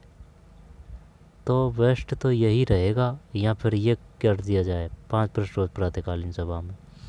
4 करते हैं चल। 89 में 4 ही है भाई, और भी बच्चे पढ़ लेंगे ना सबके सब। एक ही बिल्डिंग में 2 स्कूल चल रहे हैं, उन दोनों में समन्वय का सर्वोत्तम तरीका क्या हो सकता है? ये पहले ही आ चुका है। एक ही कक्षा में यदि कोई शिक्षक आया तो दूसरे स्कूल शिक्षक अगर कक्षा में पढ़ाए, और दोनों स्कूल अपनी अधिगम सामग्री को साझा करें। दोनों स्कूल रोज विभिन्न मध्याह्न भोजन अपनाएं, अधिगम सामग्री को साझा करें। ये 4 सही है इसका। 90 हम देखते हैं, 90 हम 4 सही है ना? सही है, वो जल्दीबाजी में कर दिया था। दोनों स्कूल अपने अधिगम सामग्री को साझा करें। समावेश शिक्षा के उद्देश्य को पूरा करने के लिए कौन सी स्कूल गतिविधियाँ सक्षम रही? तो सर्व शिक्षा अभियान, साथ साथ बैठकर मध्याह्न भोजन करना, अनुसूचित जाति जनजाति का भर्ती अभियान, उच्च अधिकारी को सभी आदेशों का पालन करना। सर्व शिक्षा अभियान। समावेशित शिक्षा के उद्देश्य को समावेशित, तो क्या 2 सही है? स्कूली गतिविधियाँ, स्कूली गतिविधि की बात कर रहा है ना, हाँ तो फिर सही है भाई ये 2। 91 में 2 सही है। साथ साथ बैठकर मध्याह्न भोजन करना। ECCE का पूर्ण रूप क्या है? आंसर देख लेते हैं। 92 में 1 है। Early childhood care and education. Early childhood care and education. Early childhood care and education. Early childhood care and education. फिर 8 वर्ष तक के बालकों के अधिगम की बुनियाद निम्न में से कौन बनाता है? 8 वर्ष तक के बालकों के अधिगम की बुनियाद निम्न में से कौन बनाता है? 93 में 3 है। ठीक है। 8 वर्ष तक के बालकों के अधिगम की बुनियाद निम्न में से कौन बनाता है? बुनियादी साक्षरता और अंकन। ठीक है। 5 3 3 4। एकीकृत शिक्षण अधिगम के विचार से तात्पर्य है। एकीकृत अधिगम के विचार से तात्पर्य है प्राथमिक कक्षा में विषय आधारित शिक्षक ने पढ़ाएं। एकीकृत अधिगम के विचार से तात्पर्य है जल जैसे शीर्षक पर सभी कोणों से पढ़ाया जाए। भाषा विज्ञान, समाज विज्ञान तथा गणित। भौतिक रसायन शास्त्र को अलग अलग न पढ़ाया जाए। विशेषता वाले शिक्षकों की भर्ती से बचा जाए। ये नहीं, शिक्षक ने पढ़ाएं। जल जैसे शिक्षक पर सभी कोणों से पढ़ा जाए। भाषा विज्ञान, समाज विज्ञान तथा गणित। एकीकृत। भौतिक और रसायन शास्त्र को अलग अलग न पढ़ाया जाए। तो करते हैं। 94 में 2 है। बाल अधिकार सुनिश्चित करने का एक निर्देशात्मक सिद्धांत क्या है? बच्चे को ईश्वर, अध्यापक को पुजारी और शिक्षण अधिकृत सामग्री को पूजा की शैली मानो। बच्चे को बाल अधिकार सुनिश्चित करने का एक निर्देशात्मक सिद्धांत क्या है? बच्चे को ईश्वर, अध्यापक को पुजारी, शिक्षण अधिक सामग्री को पूजा की शैली मानो। निर्देशात्मक सिद्धांत क्या है? सभी सामाजिक पृष्ठभूमि के बच्चों के साथ समान व्यवहार करो। सभी सामाजिक पृष्ठभूमि के बच्चों के साथ समान व्यवहार करो। बालक मनुष्य का पिता है। प्रत्येक छात्र का व्यवहार परिवर्तन किया जा सकता है। सभी सामाजिक बाल अधिकार सुनिश्चित करने का। बाल अधिकार सुनिश्चित करने का 2 करते हैं भाई, है ना। 2 करते हैं। 95 में अरे यार ये एक ही है भाई इसमें, है ना। बच्चे को ईश्वर, है ना, ये इससे बेस्ट है। बच्चे को ईश्वर, अध्यापक को पुजारी, शिक्षण अधिगम सामग्री को पूजा मानो। शिक्षण अधिगम सामग्री को पूजा मानो। शिक्षण अधिगम सामग्री को पूजा मानो। अध्यापक को पुजारी, बच्चे को ईश्वर। निम्न सामाजिक आर्थिक पृष्ठभूमि के बच्चों को प्रभावी ढंग से पढ़ाए जाने का एक सर्वोत्तम तरीका क्या हो सकता है? केवल निम्न सामाजिक आर्थिक पृष्ठभूमि से आने वालों को ही नहीं, ऐसे बच्चों को उनके अधिकारों के बारे में सचेत करो। उनके साथ प्रजातांत्रिक संविधानात्मक रूप से व्यवहार करो। यही पहले भी आ चुका है ये। 96 में 3 है। ऑपरेशन ब्लैक बोर्ड OBB विचार किसने दिया? 1986। 97 में 2 है ना। NEP 1986। फिर शिक्षक मित्र विचार को किससे प्रेरणा मिलती है? यशपाल। शिक्षक मित्र यशपाल कमेटी। देखते हैं। NEP 2020 तो नहीं है इसमें। 98 में 3 है भाई। आचार्य राममूर्ति कमेटी। शिक्षक मित्र के विचार को किससे प्रेरणा मिलती है? आचार्य राममूर्ति कमेटी। शिक्षक मित्र के विचार को किससे प्रेरणा? आचार्य राममूर्ति कमेटी। फिर पाठचर्या का नवीनतम विचार क्या है? जब पाठचर्या में अकादमिक, पाठ्य सहगामी, पाठ्येतर गतिविधियाँ शामिल है। ठीक है। पाठचर्या में पाठ्येतर गतिविधियाँ शामिल नहीं है। पाठचर्या में दोनों पाठ्य सहगामी, पाठ्येतर गतिविधियाँ शामिल नहीं है। पाठचर्या में बाहरी परीक्षा शामिल नहीं है। नहीं है ना, इनको हटा दे, ये स्पष्ट में दिख रहा है। 1 99 में 1 है। ठीक। पाठचर्या में अकादमिक, पाठ्य सहगामी, पाठ्येतर गतिविधियाँ शामिल है। फिर प्राथमिक स्कूली अधिगम स्तर पर सबसे कम बल किस पर दिया जा सकता है? प्राथमिक स्कूली अधिगम पर सबसे कम बल किस पर दिया जा सकता है? अभिवृत्ति निर्माण, मनोयांत्रिक गतिविधियाँ, रट्टा लगाना, ज्ञान। तो रट्टा लगाना तो बिल्कुल नहीं आएगा, है ना। ज्ञान है, मनोयांत्रिक गतिविधियाँ, अभिवृत्ति निर्माण है। फिर एटीट्यूड बिल्डिंग है, फाइको मोटर एक्टिविटीज़ है, नॉलेज है। रूट मेमोरी नहीं आएगा भाई। 100 में 3। ठीक है, रूट मेमोरी नहीं आएगा। तो ये क्वेश्चन थे, ये गद्यांश पढ़ते हैं ना, शानदार है ये। करुणा की प्राप्ति के लिए पात्र में दुख के अतिरिक्त और किसी विशेषता की अपेक्षा नहीं, पर आनंदित हम ऐसे आदमी के सुख को देखकर होते हैं। दोबारा से पढ़ते हैं, है ना। वैसे कर देंगे, ये कोई दिक्कत नहीं है, लेकिन ये व्यवहारिक जीवन में भी काफ़ी काम आने वाला वो है ये। करुणा की प्राप्ति के लिए पात्र में दुख के अतिरिक्त और किसी विशेषता की अपेक्षा नहीं, पर आनंदित हम ऐसे आदमी के सुख को देखकर होते हैं जो या तो हमारा सुहृदय या संबंधी हो, अथवा अत्यंत सज्जन, शीलवान या चरित्रवान होने के कारण समाज का मित्र या हितकारी हो। यूँ ही किसी अज्ञात व्यक्ति का लाभ या कल्याण सुनने से हमारे हृदय में किसी प्रकार के आनंद का उदय नहीं होता। इससे प्रकट है कि दूसरों के दुख से दुखी होने का नियम बहुत व्यापक, और दूसरों को सुखी देखकर जो आनंद होता है उसका न तो कोई अलग नाम रह गया है और उसमें न कोई वेग या प्रेरणा होती है, पर दूसरों के दुख के परिज्ञान से जो दुख होता है वह करुणा, दया आदि नामों से पुकारा जाता है। करुणा, दया आदि नामों से, पर दूसरों के दुख के परिज्ञान से जो दुख होता है वह करुणा, दया और नामों से पुकारा जाता है। ये क्वेश्चन है, ठीक। पुत्र शब्द का पर्यायवाची नहीं है, बताइए क्या है? पुत्र शब्द का पर्यायवाची नहीं है। उत्पल सूत तनय आत्मज, पुत्र का आत्मज है ना होता है, तनय बोलता है ना, तनया अगर आ जाता है ना, तनया बेटी को बोलते हैं, सूत बोलते हैं। उत्पल नहीं है इसमें, उत्पल ही होना चाहिए भाई। 106 में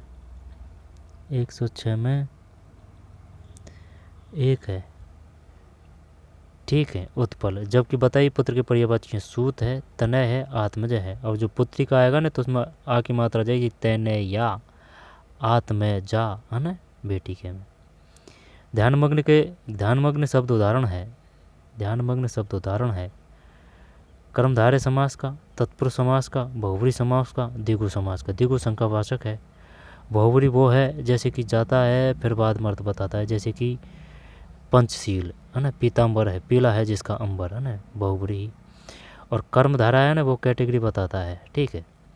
द्विगु संख्यावाचक बहुव्रीहि वो बताता है बाद में, जैसे पीला है जिसका अंबर, ठीक है, लंबा है जिसका उदर, लंबोदर। तत्पुरुष समास कर्ता ने कर्म को कर्ण से द्वारा संप्रदान के लिए अपदान से अलग होने के अर्थ में, और कर्ता ने कर्म को कर्ण से द्वारा संप्रदान के लिए के अर्थ में, अपदान से अलग होने के अर्थ में, अधिकरण में पर भी संबोधन या रहो संबंध में वो भी आता है, काके की रारेरी। कर्मधारय समास का ध्यान मग्न, जब ध्यान मग्न, बहुव्रीहि तो नहीं आएगा, द्विगु भी नहीं आएगा ना, संख्यावाचक शब्द नहीं है। ध्यान में मग्न, ये 2 करते हैं। ये जो 7 है इसमें 107 में 2 है, ठीक है, तत्पुरुष समास का। निम्नलिखित शब्द युग्म तत्सम तद्भव असंगत युग्म है। आधा का तत्सम और तद्भव अर्ध है ना, ये इधर तद्भव है। कान, आम, अमोल। जब कर्ण, आम्र और अमूल्य यही लग रहा है, ये आधा इधर आता है ना, तब ये तद्भव होता, और अर्ध है ना ये तत्सम होता। 1 कर देते हैं भाई। 108 में इसकी हिंदी कमज़ोर लग रही है बंदे की। 108 में 1, ठीक, 108 में 1। और अब तो 1/3 नेगेटिव है भैया, है ना, हल्के में लेने की कतई भूल ना करें। निम्नलिखित में विलोमार्थी शब्द युग्मों से असंगत है। तो उपकार का विलोमार्थी शब्द बताना, उत्थान का पतन हो जाएगा, कनिष्ठ का वरिष्ठ हो जाएगा, लौकिक का अलौकिक हो जाएगा, उपकार का अपकार हो जाएगा, अपकार है। 1 होना चाहिए भाई इसमें। 109 में 1 है। विशेषण से संज्ञा शब्दों में असंगत है। बड़ा का बड़प्पन, गरीब का गरीबी, अमीर का अमीरी, पहाड़ का पहाड़ी। बड़ा का बड़प्पन, गरीबी और अमीरी तो से लग रहा है ना। अब पहाड़ी और 1 ये बड़प्पन, विशेषण से बड़ा का बड़प्पन, पहाड़ी, पहाड़ का पहाड़ी, गरीब गरीबी, अमीर अमीरी, बड़प्पन। तो क्या ये कर दें 4 या फिर 1 ही करें? देखते हैं भाई 10 में क्या है। 10 में 4 है ना। पहाड़ का पहाड़ी है, बड़ा का बड़प्पन, गरीब का गरीबी, अमीर का अमीरी। निम्न में स्वर संधि वाला शब्द नहीं है, तो फिर स्वर संधि मतलब जैसे कि ए आ ई उ ए ओ है ना, ये आएंगे स्वर संधि। दीर्घ संधि है ना, दीर्घ दीर्घ दीर्घ का मतलब है जैसे कि मात्रा की वृद्धि होगी, जैसे कि ओ और फिर औ है ना, इस प्रकार की मात्रा आएगी। ये इस प्रकार की मात्रा आ गई है ना दीर्घ में भाई, बड़ी मात्रा। दीर्घ यानी बड़ा तो बड़ी मात्रा। और जो वृद्धि है ना, वृद्धि वृद्धि का मतलब जो ये मात्रा है ना वृद्धि की है, तो ये मात्रा की वृद्धि हो रही है भाई, है ना। ये पहचान है संधियों की। दीर्घ होगी, वृद्धि होगी, अयादि में ए आएगा, यण में ये आएगा, और जो व्यंजन है उसमें आधा अक्षर आएगा और हलंत आएगा। विसर्ग में विसर्ग है, ठीक है। गुण में ऊ की ध्वनि आएगी, यहाँ पर ऊ की मात्रा आएगी, है ना, ऊ की मात्रा आएगी, यहाँ पर ऊ की ध्वनि आएगी, यहाँ पर ऊ शब्द आएगा, ठीक है। और फिर कौन सी रही, ठीक, विसर्ग का विसर्ग हो जाएगा, यण में ये आ जाएगा। तो निम्नलिखित में स्वर संधि वाला शब्द नहीं है, तो 111 में 2 है। 111 में 2 का मतलब है संवाद, 111 में 2 है संवाद। निम्नलिखित में स्वर संधि वाला शब्द नहीं है, ये नहीं है। अविष्ट है, लघुर्मी है, चंद्रोदय है। स्वर संधि वाला शब्द नहीं है, तो अविष्ट है, ठीक है, लघुर्मी है, चंद्रोदय है। निम्नलिखित में स्वर संधि वाला शब्द नहीं है, ठीक है। सम सम सम सम प्लस वाद, ये व्यंजन संधि होनी चाहिए इसमें, व्यंजन, ठीक है। तो अविष्ट है, लघुर्मी है, चंद्रोदय है। अविष्ट है, लघुर्मी है, चंद्रोदय है। संवाद हटा दिया। स्वर संधि वाला है, कौन कौन से हैं, अविष्ट, लघुर्मी, चंद्रोदय, लघुर्मी, चंद्रोदय, अविष्ट। आंखों में धूल झोंकना मुहावरे का निम्न सटीक अर्थ है, तो फिर ये तो वो है ना, धोखा देना है। फिर निम्नलिखित में कौन सी रचना कहानी विदा की है, अब ये अपने काम के नहीं है, है ना, ये अपने काम के नहीं है, ये अपने काम के नहीं है, ठीक है। तो चलिए कोई और पेपर में मिलते हैं, ठीक है। कंप्यूटर के क्वेश्चन हो रहे कुछ, रुकिए ज़रा सा, है ना। ये गद्यांश गद्यांश को देखेंगे, आगे है वो कंप्यूटर का ना, गद्यांश गद्यांश को देखेंगे, ये बढ़िया है। सुख सुविधाओं के अतिरिक्त विज्ञान ने जो सबसे बड़ी चीज़ हमें दी है वह अमूल्य है। जीवन के प्रति तार्किक पद्धति, विज्ञान ने मनुष्य को एक तर्कसंगत और व्यवहारिक दृष्टि दी है, जिसके कारण अंधविश्वास और जड़ता का कुहासा छंटता जा रहा है। जर्जर विकृति परंपराएं ध्वस्त हो रही है। विज्ञान ने मनुष्य को सत्य असत्य, उचित अनुचित को परखने का और वस्तुगत विश्लेषण के आधार पर निष्कर्ष निकालने का दृष्टिकोण प्रदान किया है। मनुष्य ने जीवन के प्रत्येक पहलू को कारण और कार्य की कसौटी पर कसकर आगे बढ़ना सीख लिया है। माँ के लिए दवा ले आओ, वाक्य में रेखांकित शब्द है, माँ के लिए दवा ले आओ, के लिए, है ना, तो ये तो के लिए है, तो संप्रदान है, ठीक है। 14 में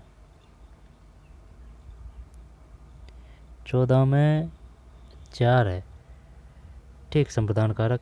वचन के आधार पर असंगत शब्द युग्म है, बिल्ली का बिल्लियाँ, पेड़ का पेड़ों, खंबा का खंबे, रस्सी का रस्सियाँ।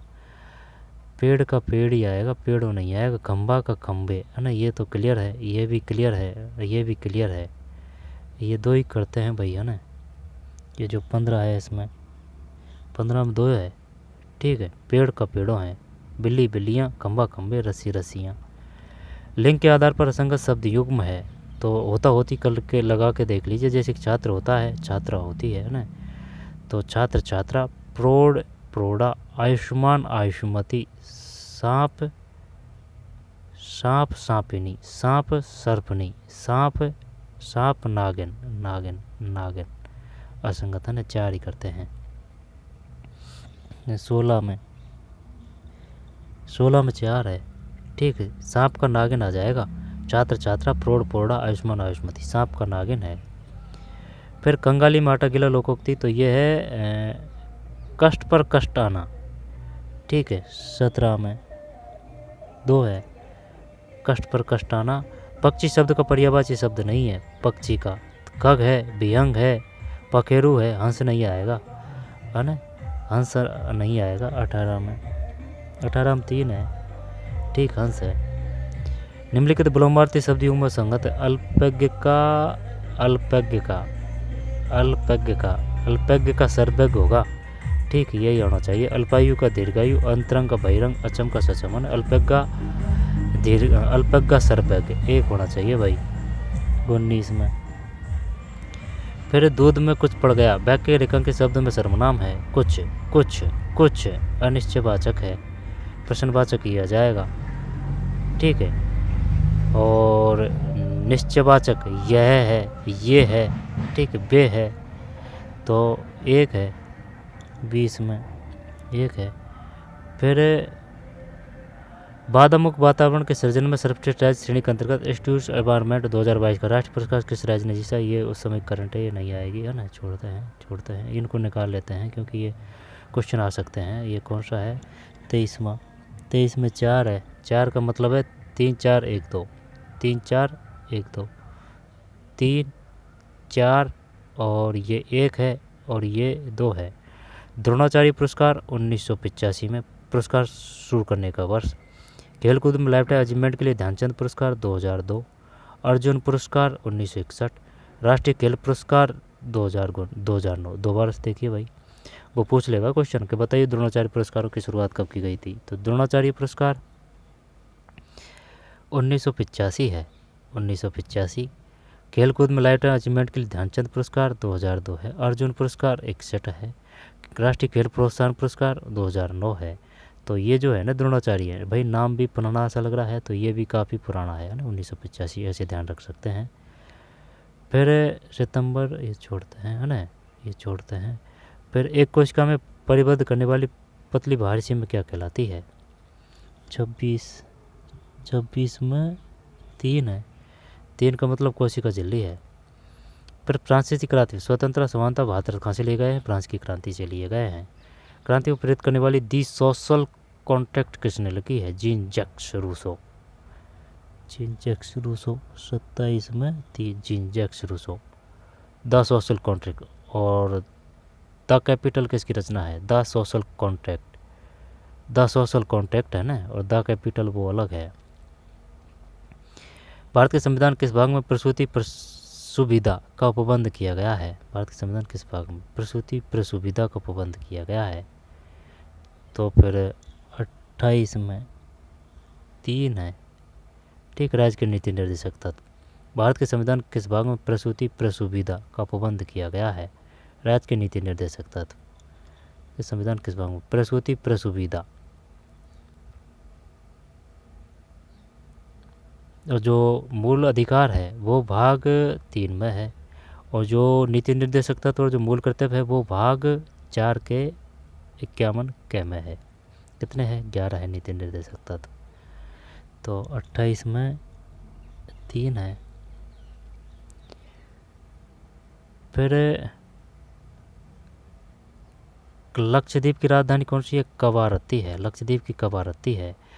और उत्तर प्रदेश की लखनऊ है। लक्षद्वीप की कवारत्ती उत्तर प्रदेश की लखनऊ है, ठीक है। और जो बेंगलुरु है उसकी कर्नाटक है, वह कर्नाटक की बेंगलुरु है, ठीक है। केगा कर्नाटक में है, कॉफी कर्नाटक में है। और असम है ना, असम की दिसपुर है, ठीक है। मेघालय की शिलांग है, असम की दिसपुर है, त्रिपुरा की अगरतला है, और मिजो की आइजोल है, मेघालय की शिलांग, मेघा यानी कि मेघ है वहाँ शिला है, ठीक, यानी शिला है वहाँ मेघ है। तो मेघालय शिलांग, ठीक है। और जो अरुणाचल प्रदेश है, अरुणाचल की ईटानगर है, ईटा है ना, यानी कि जो ईंट है वो सूर्य प्रकाश से बनती है। अरुणाचल प्रदेश की ईटानगर है। और उत्तराखंड देहरादून है ना, उत्तराखंड की देहरादून है। अरुणाचल यानी कि सबसे पहले सूर्य उगता है तो ईटानगर है ना, सूर्य से, यानी कि सूर्य से जो ईंट है वो पकती है सूर्य की ऊर्जा से, सूर्य की धूप से। तो ईटानगर अरुणाचल की ईटानगर है। और ये जो है कौन सा? अरुणाचल की ईटानगर है। और ये जो आंध्र प्रदेश की कौन सी है? अमरावती, ऐसे आंध्र प्रदेश ऐसे अमरावती। और ये उत्तराखंड है, इसकी कौन सी है? देहरादून है, देहरादून, ठीक। और कौन सी रही? भुवनेश्वर उड़ीसा की है। राष्ट्रीय परिवार स्वास्थ्य सर्वेक्षण 1921 के अनुसार भारत के किस राज्य क्षेत्र में घरों का खाना पकाने हेतु स्वच्छ ईंधन का प्रयोग करना प्रतिशत सर्वाधिक है? 29 में 1 है। ठीक है, 29 में 1 है चंडीगढ़। फिर निम्न कौन सी फसल खरीफ की है? जब जौ, मटर, पटसन। खरीफ की देख सरसों और जौ और पटसन है। पटसन ये जो कौन सा है 30 में पटसन है। ठीक, अब ये रीजनिंग के हैं। अब 5 क्वेश्चन कंप्यूटर के हैं और बस पेपर हो गया। ये कौन सा है? यहाँ से 36 से है। निम्न में से कौन सा वेब ब्राउज़र का एक लोकप्रिय उदाहरण नहीं है? तो ये माइक्रोसॉफ्ट एज है। माइक्रोसॉफ्ट एज नहीं आएगा, जबकि मोजिला फायरफॉक्स है, ओपेरा मिनी है, गूगल क्रोम है, एयर कॉर्बेट रीडर नहीं, ये PDF से संबंधित है। 4 होना चाहिए भाई इसमें। 36 में 4 है। ठीक है, एयरकॉप्ट रीडर। निम्न में कौन सा वेब ब्राउज़रों का एक लोकप्रिय उदाहरण नहीं है? एयरकॉप्ट रीडर, जबकि मोजिला फायरफॉक्स है, माइक्रोसॉफ्ट एज है, गूगल क्रोम है। हमारे कंप्यूटर लैब में जहां एक प्रिंटर 10 या उससे अधिक कंप्यूटर सिस्टम को साझा कर सकता है, आमतौर पर किस प्रकार के नेटवर्क स्वरूपण होता है? पैन है ये। लैन का मतलब लोकल एरिया नेटवर्क, मैन का मतलब मैन एरिया नेटवर्क, बैन का मतलब वाइड एरिया नेटवर्क, पैन का पोलर एरिया नेटवर्क है ना। ये ध्यान नहीं है भाई, ये 1 होना चाहिए इसमें। ये 37 है जिसमें 2 है। ठीक, हमारे ये लोकल है। हमारे कंप्यूटर लैब में जहाँ एक प्रिंटर 10 या उससे अधिक कंप्यूटर सिस्टम को साझा कर सकता है, आमतौर पर किस प्रकार का नेटवर्क का संरूपण है? लैन, लोकल एरिया नेटवर्क। हमें अपने पासवर्ड को अधिक मजबूत करने के लिए किस प्रकार के कैरेक्टर चार्टर का प्रयोग करना चाहिए? @gmail.com। जब केवल वर्ण नहीं, वर्ण और संख्या, वर्ण और स्पेशल कैरेक्टर, वर्ण, संख्या और स्पेशल कैरेक्टर चारों ही कर देते हैं। 38 में 4 सही है। ठीक है, वर्ण, संख्या और स्पेशल कैरेक्टर। फिर इनपुट सिस्टम में स्विच क्या भूमिका निभाता है? इनपुट सिस्टम में स्विच क्या भूमिका निभाता है? तो ये जो है कौन सा 39 में 3 है। ठीक है, 39 में 3 है। एक नेटवर्क डिवाइस के रूप में प्रयोग किया जाता है। कंप्यूटर सिस्टम में स्विच क्या भूमिका निभाता है? एक नेटवर्क डिवाइस के रूप में प्रयोग किया जाता है। स्विच एक नेटवर्क डिवाइस के रूप में प्रयोग किया जाता है। कंप्यूटर सिस्टम में स्विच ठीक है, एक नेटवर्क डिवाइस के रूप में प्रयोग किया जाता है। लोकप्रिय ऑनलाइन भुगतान पेमेंट विधि में UPI का अर्थ है? UPI का यूनिफाइड पेमेंट यूनाइटेड है ना, universal payment, United payment interchange, unified payment interface, United नहीं, यूनिवर्सल पेमेंट इंटरचेंज। 3 करें क्या इसमें? यहाँ पर 1 आएगा यूनिफाइड। 40 में 1 ही है भाई, यूनिफाइड है। ठीक है, UPI का मतलब है यूनिफाइड पेमेंट इंटरफेस। UPI का अर्थ है यूनिफाइड पेमेंट इंटरफेस, UPI। ठीक है, UPI यूनिफाइड पेमेंट इंटरफेस। तो चलिए, इनको देख चुके हैं, तो मिलते हैं कोई और पेपर में। पढ़ते रहिए, मेहनत करते रहिए। मिलते हैं नए वीडियो में। धन्यवाद।